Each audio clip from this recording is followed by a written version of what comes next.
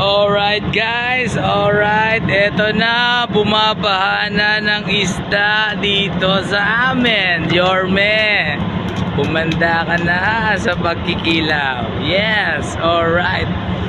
Marami-rami ngayon. Marami-rami ngayon guys. Yan si Joshua ng Marindoque. Alright, pinanganak yan sa Coral Reefs, kaya alam niya kung paano manghuli. Yes. Yan pala yung diskarte. Huwag ilubog yung tali. Alright, ito na.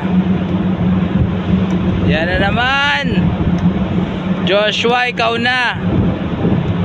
Hinahanap ka na ni Chris Aquino. Yes! Yun! Yan si Joshua, malupit. Baha.